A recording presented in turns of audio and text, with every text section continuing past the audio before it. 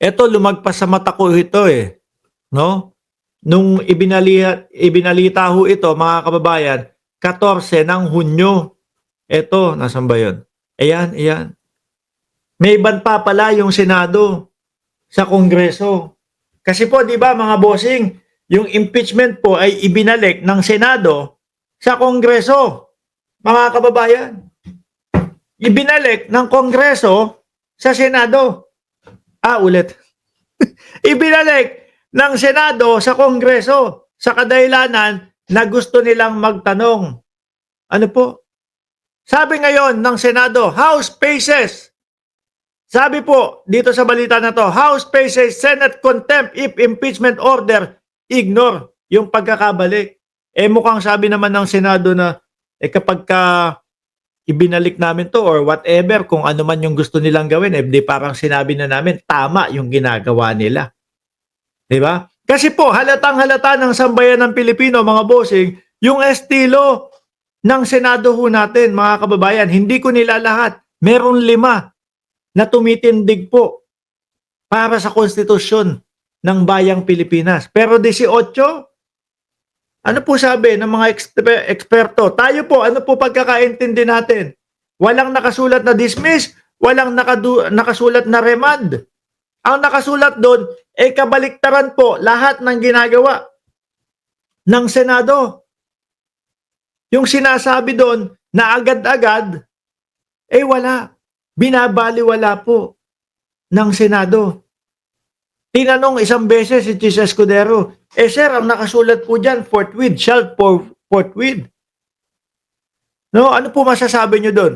Hindi naman kami kagaya nung mga kongreso na sunod-sunuran doon sa House Speaker nila na si Martin Romualdez. Ibinaling ho sa iba, mga boss. Kasi po napakasimple, di ba, Chi? Nandyan na si Chi, oh. Napakasimple na intindihin po kung ano ang ibig sabihin nung shall forthwith na yun into trial or for trial. Agad-agad. Kung ikaw may ginagawang iba, unahin mo muna ito. Pag sinagot niya yun, di parang inilaglag niya na yung sarili niya. Shall forthwith, dapat ora-orada, agad-agad, mabilisan. Iba ginawa, iba sinabi. No? Ibinaling pa kay Congressman Martin Romualdez na inuutusan yung mga kongreso. Umalma ho yung mga congressman. Ako nga, hindi ko pa nakikita si Martin Romualdez. Tapos pagbibintangan mo ako, nasunod-sunuran ako kay Martin Romualdez. Diba? Ngayon, may banta ang Senado sa Congress. Ipapakontempt namin kayo kapag hindi kayo sumunod. Mga siga ho. Di po ba? Mga siga. Pero mga kababayan, eto po tayo. Majority ng mamamayang Pilipino, kasama po yung mga malalaki na mga universidad ang nagsasabi, Chis, eto ibig sabihin niyan, kailangan matuloy ang impeachment. Mamamayang Pilipino. Pero parang ito po mga senador na to, mga kababayan, walang pakialam sa mamamayang Pilipino. Anong pakialam namin sa inyo? Anong pakialam namin dyan sa opinion nyo? Anong pakialam namin sa pagkakaintindi ninyo? No? Narinig nyo po ba na sumagot sila Chis Escudero doon sa mga eskwelahan? Dinedma lang nila yon. Wala akong narinig na sagot. Kung meron man pong narinig o kung sumagot man po sila doon, pakipasa na lang po sa akin at para magawan natin na reaksyon. Di po ba? Wala. Pinalakpas lang. Kasi kapag sumagot pa sila, doon sa mga eskwelahan na yon, lalaki lang. Alam nila sila ang may mali. Alam nila sila yung hindi sumusunod doon po sa nakasulat sa konstitusyon. Ang lumalabas ho nito, mga kababayan, ano pakialam namin? Doon sa inyong interpretasyon doon sa shall forthwith. Wala kayong magagawa. Kami ang nasa poder. Kami ang mga senador. Ako ang Senate President. Ganun po ang lumalabas doon. Ganun po ang pagkakaintindi ko noon. Ganun po ang dating sa akin noon. Di po ba? Tapos eto ngayon, kapag ka kayo hindi nyo ibinalik yan or whatever, contempt ang aabutin ninyo.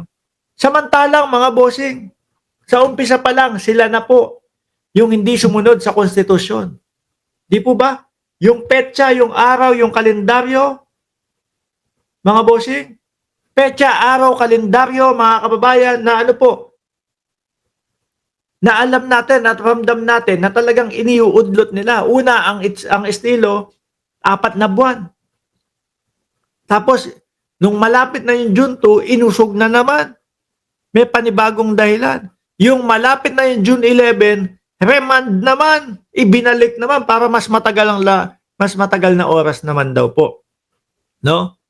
Kasi kapag sabi ni Senadora Grace po, pwede naman nating itanong na lang yan sa Kongreso eh. Total naman, nandito ang prosecution sa mga susunod na araw. Itanong na lang natin. Hindi.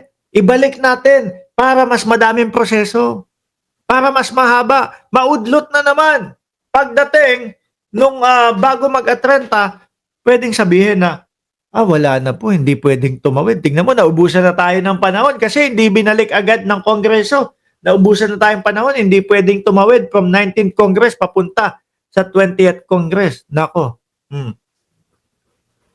Pinapahaba nila, sabi ni Rebiton, kasi yan, kaya ayaw nilang panagutin ang kampo nila.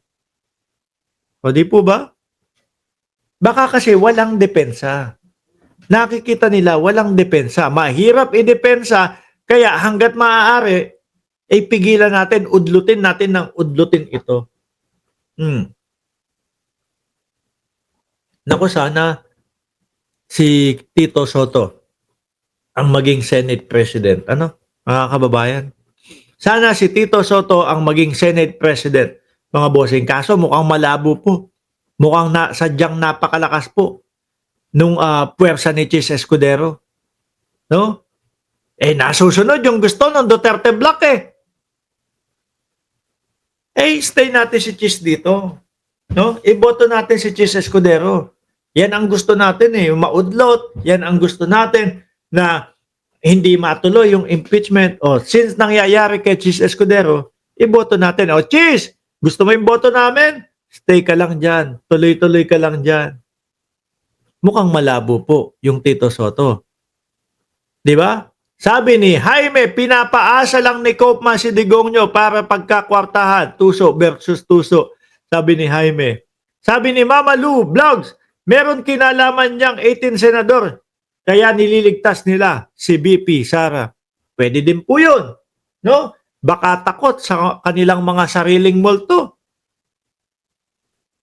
Baka yun yung ibig sabihin ng Vice Presidente na ready kami.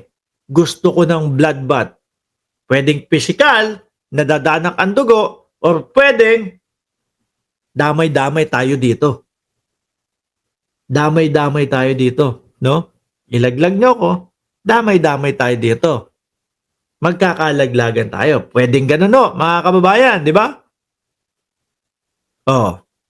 House pays Senate contempt if impeachment orders ignore. Iba, talagang matindi. Talagang ibang mambraso. No? Kami ang masusunod. Kasi mga senador kami. Ganyan. Ay, naku po. Kapag ganito po ang Senado natin, lugi ang taong bayan, lugi ang mamamayang Pilipino. Bakit ho? Hindi ho matatapos ang korupsyon. Diba, Rebiton? Live po ito. Isipin mo na lang, Rebiton, na na shinout out kita sa replay. Kasi hindi matatapos ang korupsyon kung may magkakampi-kampihan. Dahil magkakaibigan kami, kampi kami dito. Hindi namin nahayaan na ma-impeach ito. Hindi ho matatapos ang korupsyon dyan.